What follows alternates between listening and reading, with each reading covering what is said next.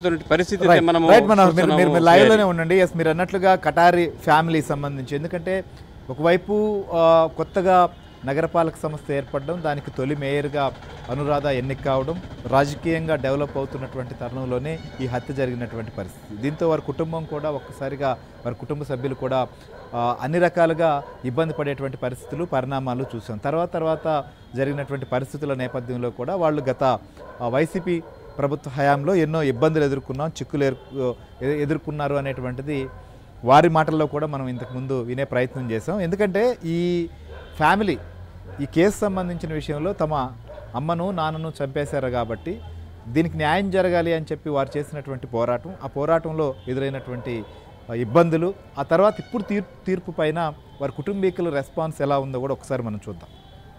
ఆ రోజు అమ్మ నాన్నకు జరిగిన ఇన్సిడెంట్లో ఈ 5 మంది మున్సిపల్ ఆఫీస్లోనే ఉన్నారండి. అమ్మని కాల్చి చంపడము, నాన్నని వద్దంటున్న ఘోరంగా నరికి చంపడము. చింటూ అనేవాడు మా ఇంట్లోనే ఉన్నాడు, మా నాన్నతోనే కలిసి ఉన్నాడు, మా ఇంట్లోనే ఉన్నాడు, నమ్మి ఇలా చంపడం జరిగింది. ఇన్నేళ్ళు పోరాడి అమ్మ నాన్న రారు అని తెలిసి కూడా న్యాయం కోసమే పోరాడి, న్యాయాన్ని నమ్ముకొని మా నాన్న అభిమానులు కానివ్వండి, కటారి అభిమానులు కానివ్వండి, వాళ్ళు సపోర్ట్ చేసి ఇంతవరకు వచ్చామండి. న్యాయం ఉందనే ధైర్యంతోనే, న్యాయం జరుగుతుందనే మా సాయశక్తుల పోరాడినాము. దీనివల్ల ఎన్నో ఇబ్బందులు ఎదుర్కొన్నాము, కానీ లాస్ట్కి న్యాయమే గెలిచిందండి.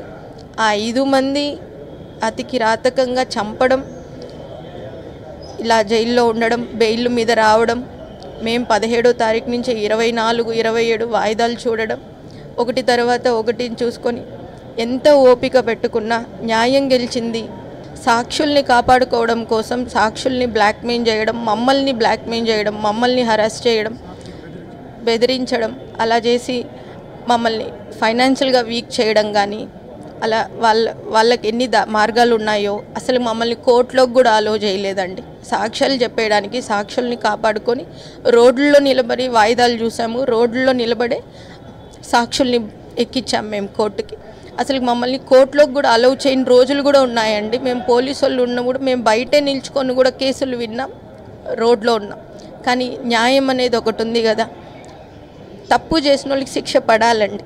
అలా పడితేనే మాలాంటి వాళ్ళకి ధైర్యం వస్తుంది, తప్పు చేయకూడదు అనే భయము కూడా ఉంటుంది. చేసింది తప్పు, శిక్ష అనుభవించాలండి.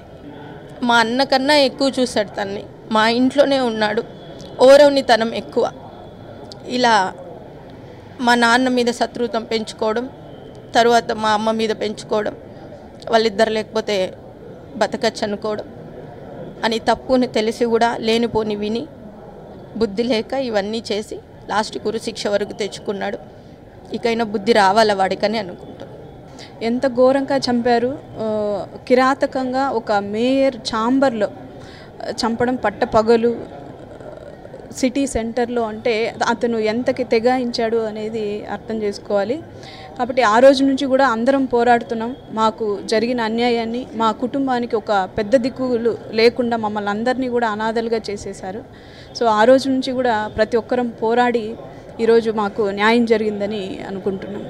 సో రిమైనింగ్ వాళ్ళది కూడా మేము ఇంకా ఎలాంటి డెసిషన్స్ తీసుకోలేదు. సో ఆలోచించి అటుపై ప్రతి ఒక్కటి క్లియర్గా జడ్జిమెంట్లో మెన్షన్ చేయడం జరిగింది. కాబట్టి వాళ్ళు హైకోర్టుకు పోయినా కూడా ఇక్కడ వాళ్ళు ఇచ్చిన జడ్జిమెంటు, వాళ్ళు చేసిన తప్పులు అవన్నీ కూడా ప్రూవ్ అయ్యాయి కదా. ప్రూవ్ అయ్యాయి కాబట్టి ఈరోజు డెత్ పెనాల్టీ అంటే స్మాల్, ఇట్స్ చిన్న విషయం కాదు కదా.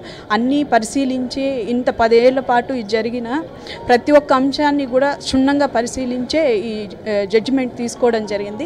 కాబట్టి హైకోర్టుకి వెళ్ళినా కూడా నాకు తెలిసినంత వరకు సేమ్ ఇదే ఉంటుందనేసే మేము ఆశిస్తున్నాం. కుటుంబాన్ని చాలా ఇబ్బంది పెట్టినారు, ఫైనాన్షియల్గా కూడా చాలా ప్రాబ్లమ్స్ ఫేస్ చేసినాను. ఎక్కడ పోయి ఒక చోట జాబ్ చేయలేక వీళ్ళు బెదిరింపులకి తలదాచుకోవాల్సి వచ్చింది. బయటూరులో పోయి కూడా ఉన్నాం ఫ్యామిలీతో కూడా. ఇట్లా చాలా రకరకాలుగా పొలిటీషియన్స్ నుంచి కానీ ప్రతి ఒక్కరి నుంచి చాలా ప్రెజర్ వచ్చింది నాకు.